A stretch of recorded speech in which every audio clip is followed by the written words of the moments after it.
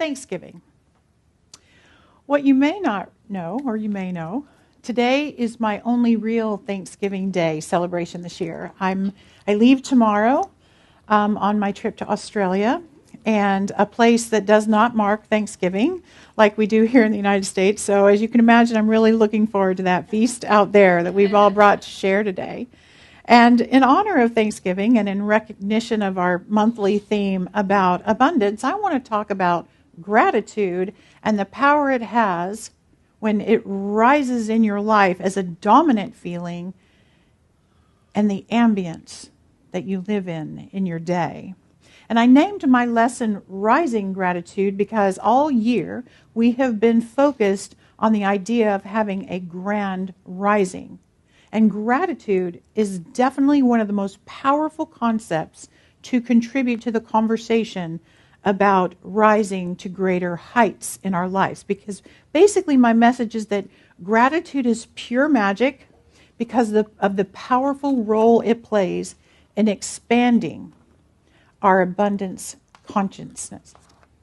So it's magic because it allows us to return to and rest in the knowing of abundance within us and abundance in the universe in which we live. I call it magic because nothing works better to elicit a sense of peace and satisfaction than swimming in a sea of gratitude. There's something special about acknowledging the good that we can see, then realizing that as we do that, more good comes into our awareness. It seems to pop out of the background into our field of vision and experience. And quite suddenly and magically, you begin to realize just how very blessed your life really is. Pam Grout, if you've never read books by Pam Grout, she wrote a book called Thank and Grow Rich. And one of her quotes is this: if you devote yourself to scouting blessings, you'll find them out the wazoo.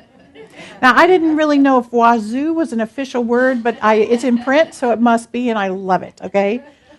So my question is, have you ever done one of those puzzles where you look at a very complicated picture and you try to search for the objects on a list that's provided with the picture, right? You know, that find the hammer, find the mouse, or whatever. And they were often a part of that children's magazine called Highlights. And I couldn't wait to get it, to see and circle those little things, right?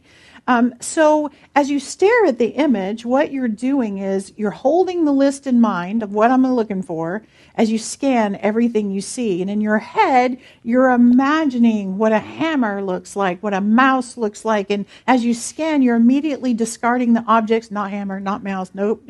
They don't match what you're holding in your mind, so you discard it. But when you see the hammer, you get this little thrill. And then you start filtering out everything else to look for the mouse. And don't you remember that often the image that you were holding in your mind about what a hammer or a mouse looked sort of like what you saw in the picture, but often it was quite different. What their version of a mouse or a hammer is different than what you had, but you still recognize them for what you were looking for, right? So I think that gratitude practices in our lives work in a very similar way. So as you move through the world with fresh ideas of what you're grateful for, you're scanning for what there is more to be grateful for. And they keep kind of popping out of the picture and get your attention. And you move quickly off focusing on things and people that irritate you. They're not what you're looking for. And you let your eyes and your attention settle on the good stuff. Try it. And also keep in mind that it's best to hold your own established idea of what a good thing looks like and be open to the way it actually shows up. So let me share some very practical wisdom about practicing gratitude more in your life and see if these things increase your consciousness of abundance as well as they did for me and many people that I've helped over the years. So these activities will help you move your identity towards seeing yourself as a grateful, abundant person. So the first suggestion I have shared hundreds of times in my lesson. and classes. Anytime I'm teaching, I teach this one. Figure out what gives you joy and make a list. And your list is going to be uniquely yours. And I challenge you to get to at least 100 things on your list and write them down. My current list, I counted it, is 108 and growing. 108. And these are the things that make your heart sing, that make you love life, that make you come alive, that give you joy. And then you've got to put your list somewhere where you can see it often, like on your bathroom mirror or beside your bed or on the fridge or maybe by the toilet that you use most frequently so you can read it a lot, just somewhere, right? It's to help you create a predominant viewpoint of appreciation and make your list. Embrace this sense of wonder wherever you go, especially turning that sense of wonder towards nature, because we find lots of things to be grateful for in the natural world. Because God, see if you can see God in everything, the beauty, the intelligent patterns, the expansiveness, the abundance, the intricacies of flowers and creatures. Gaze up into the night sky and lose yourself in a billion stars and appreciate the abundance of leaves and grains of sand and all the things that are natural and naturally abundant. This is the abundance of life. These phenomenal patterns, remarkable depths, and delightful and unimaginable resources are everywhere. Science of mind teaches us that this abundance is eternal and it is everywhere present. So try to take your blinders off and truly look at the world around you with that inquisitiveness and fascination, looking at and for these kinds of details. And remember that since life is eternal and unlimited, the ones that we see are just a fraction. There's so much more that we don't see or even know. And since this is true for nature, it's also true of who we are. The abundance of life is not solely outside of ourselves. We're one energy in these human magic suits or forms, and as such, our individualized abundance is equal in measure to life itself. And this sense of wonder leads directly to gratitude. So what's the point, Laine? What's the point of this list? The point of doing this exercise is to stir up your gratitude juices and get them flowing. You know, to use Pam Grout's word, you're trying to find blessings out the wazoo. And creating the list should make you realize that it's usually the most simple things, the free things, the little things that spark joy and gratitude and please your senses and kind of warm your heart. Maybe it's having your toes in the sand, or feeling a breeze blowing through your sleeves, or, you know, like tasting a certain food, or smelling a certain smell, or holding a kid's hand, or giving and receiving a long hug. Just make your list. It doesn't matter. And if you already have done this from a class that I've already taught, get your list out and refresh it, right? Freshen it up. So if I threw that question out to the room, and I'm going to throw it out to the room, what are things that you would immediately put on your list that make your heart sing? Call some of them out to me. What are they? Sunset. A sunset, a beautiful sunset. Give me another one. Animals, music. Great medical. Dragonflies? Drag racing. What'd you say? My son's medical team. Your son's medical team. I love that. Can I have a few more? Volleyball. One more. What'd you say? Sunday mornings, that's right. Somebody has a shirt, Sunday's my fun day. I think it's Austin. So the point is that list is just my first suggestion, but it's pivotal. It's critical. Make your list.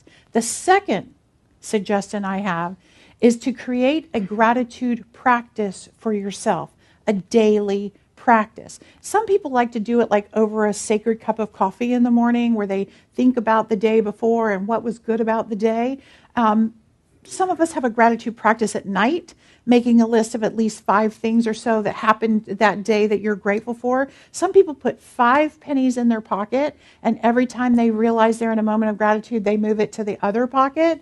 And then if they get to the end of the day and they haven't moved their pennies, they have to stand there in their closet and think about, okay, that and that. And so it's a practice, right? So I'm sure there are lots of creative ideas, but a daily gratitude practice basically sets your radar to find that gratitude hammer and the mice in your picture throughout the day and just ignore the irritants.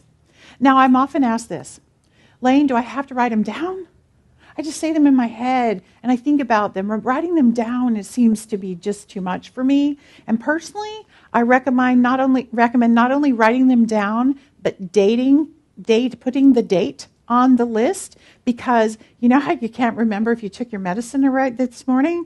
You might not remember if you did your gratitude practice, but if you're dating them, then you have it. But you do you. You do you. But it is my recommendation. And what I have seen over the years, I've worked with so many people wanting to increase the abundance or have better things in their lives or whatever. And a written gratitude practice brings about the biggest changes. So I have permission to share a very personal story as an example. I know you get tired of hearing about my own story, so I'm going to share something else. So about 3 months ago, 83 days to be exact, Rebecca and I went to the beach together. We had a long talk about life. We talked about lots and lots and lots of things. A lot of it was we had to do work. We had to, she's the administrator of the center, so there was lots of things that we needed to talk about logistically and stuff like that. But we really wanted to get to know each other better and begin to do some spiritual work together. And one of the things that I talked to her about was the power of gratitude. And I challenged her. I said, Rebecca, I want you to commit to a gratitude practice. And I promise you, in a year you will not recognize your own life. I promised her, and I've made that promise many times before. Your life will not look the same a year from now. Well, she took that challenge. I asked her this morning, how many days is it? She said 83 days, without fail. And so many of you may be aware of some of the changes that have happened in Rebecca's life over the past 83 days. But if you're not, let me tell you just a little bit about it. And I don't even know how much to share, but I'm just going to try to sum it up. So Rebecca and George and Remy were living in a house that was trapped in probate. And they couldn't do anything. They knew they had to sell it, but it was just blocked all down. And that there was no really way to see out of that situation. But they knew they wanted to do something different, but they were stuck. And over the past couple of years, Rebecca has been reevaluating her relationships with her family. And are they the most helpful relationships in her life? And she made some decisions to set some new boundaries. And as a result of creating some space in her life, she has manifested the most beautiful group of friends. She's a homeschool. She teaches her son at home. All these homeschool friends are a part of her life. One of them's in the room. And she has opened herself up to these amazing blessings and help from these people and friends and all of that. And then there was a hurricane. And this house that was trapped in probate got flooded. And while that was a terrifying experience and a very scary experience, what happened after that was an amazing flood of resources came her way. And now she is living in a fully renovated townhouse in the part of town closer to all her homeschool people.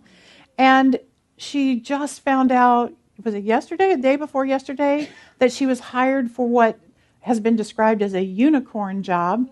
that will allow her to also keep her job here, but also explore homeschooling in a bigger way and have another source of income and all of that. So the blessings just keep pouring out. And I asked Rebecca, I said, do you really think it's the list? And she's like, I don't know, but what it has done is it has helped me see things that were already in my life in a completely different way. And it's opened me up to all of the good stuff that comes from having all of these things in my life. And her life has changed dramatically. And as the practitioners and I like to say, TSRW. This stuff really works. Keep a gratitude journal and let me know how your life changes for the better. And if you want more details, ask Rebecca about that. The third recommendation I have is to practice active gratitude out loud. Out loud, meaning when you see something, say something. When you see something you're grateful for, say something. When you see something that sparks joy and gratitude, tell someone else.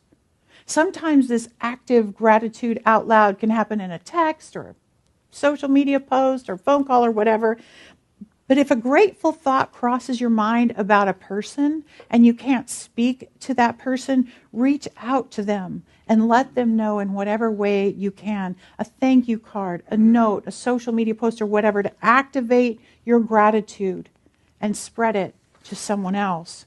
But if possible, speak your gratitude out loud in the moment. Can you imagine how different life would be if people were walking around saying things like, isn't this a beautiful breezy day? Or your dog is so adorable. Or thank you for being nice to that customer. It really made a difference to them. Or you're good at your job. Or it is sweet to notice how gentle you are with your son. Or I appreciate how careful you are when you draw my blood.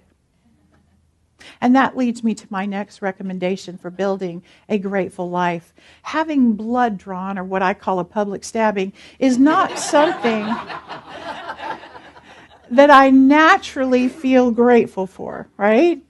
But a powerful gratitude practice is to give thanks for the difficult things in life, finding a perspective on everything until you can be thankful.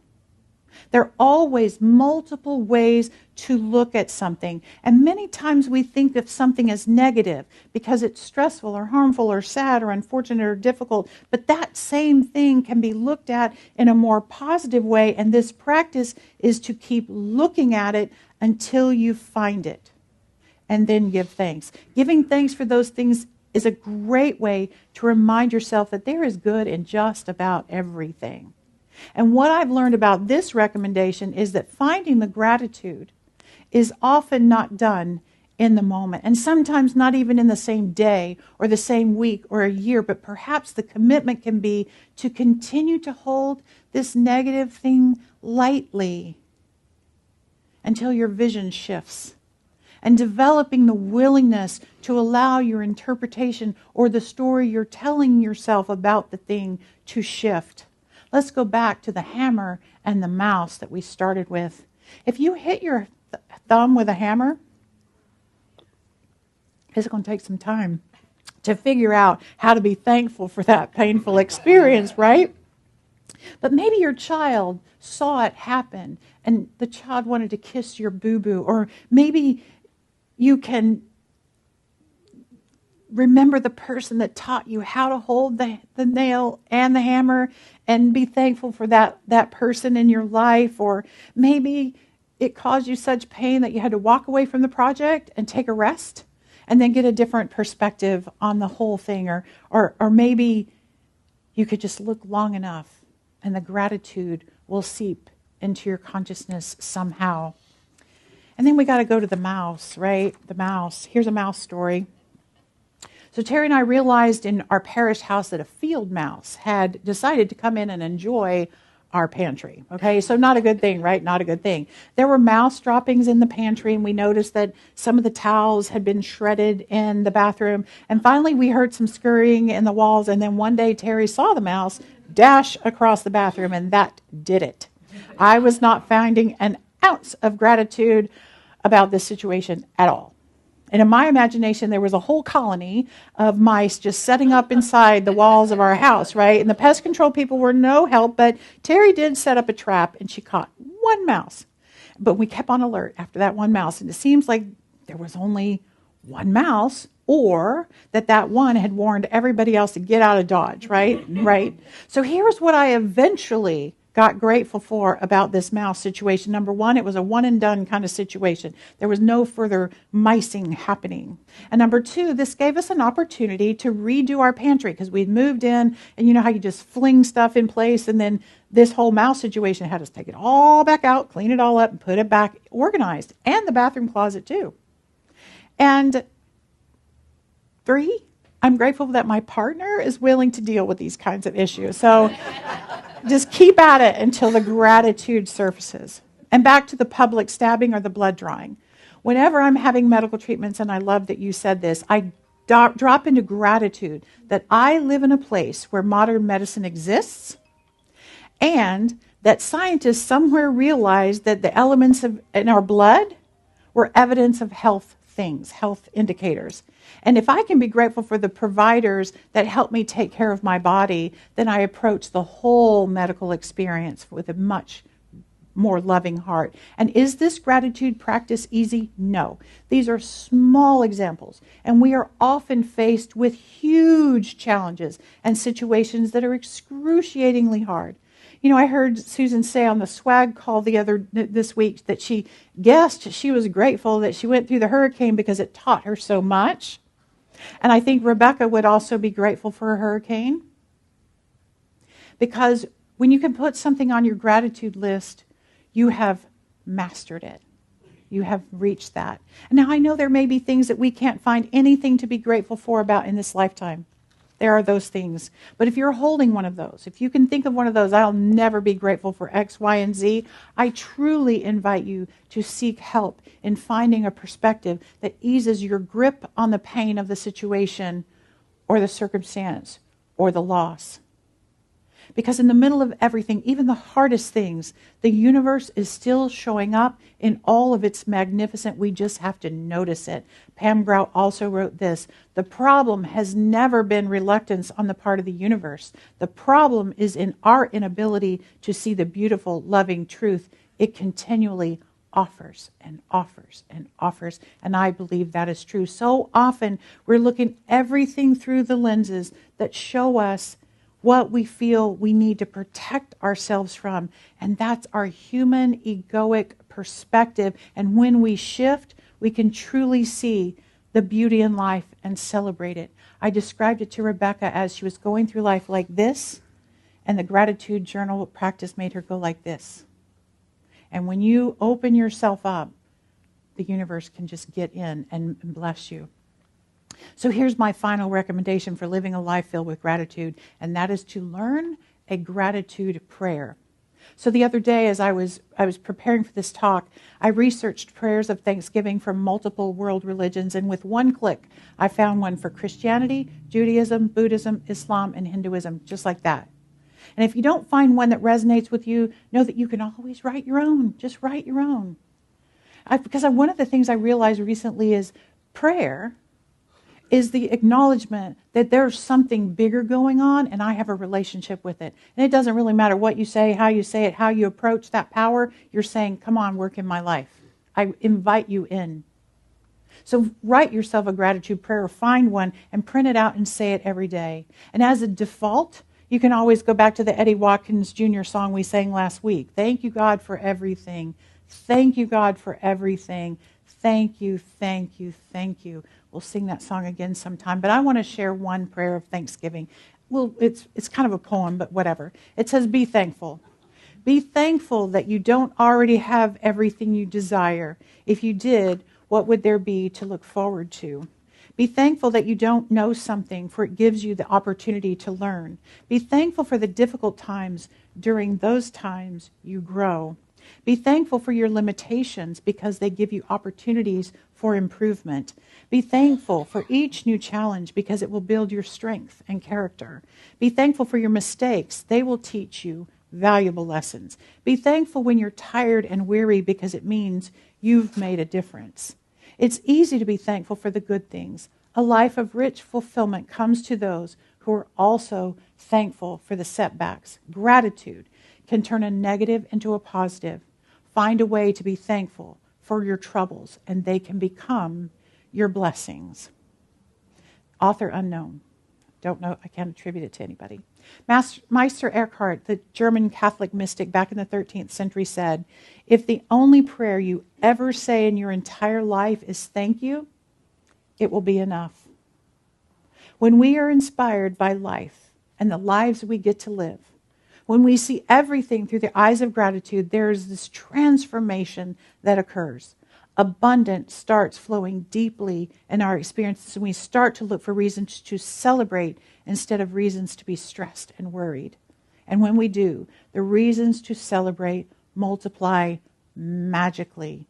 And here is my final reminder from Ernest Holmes himself, the founder of our philosophy. He wrote, there is a laughter of God, let's laugh it. There is a song of the universe, let's sing it. There's a hymn of praise, let's praise it. There is a joy, a beauty. There is a deep, abiding peace, let's experience. It's the magic of gratitude. Who knew hurricanes and hammers and mice would make a great lesson, right? But gratitude can be the result of anything. Will you join me in a prayer of gratitude? So I drop into gratitude. I drop into that place where I know that I'm connected to something so much bigger than myself. I call it God. It's called by many names, but I know that it is there. And I know that it is an intelligent force that's responsive to me. So I know when I infuse it with gratitude, it just responds with more things to be grateful for. And when I respond with irritation, it responds with more things to be irritated about. So in this moment, I know a deeper gratitude inside myself and inside each person in this room. I say thank you. Thank you for each person that came together here this morning. Thank you in advance for the food. I bless the food in this moment before I forget to do that. And I just give thanks for this opportunity to remind everyone that gratitude is powerful. I let it go. I let it be. And so it is.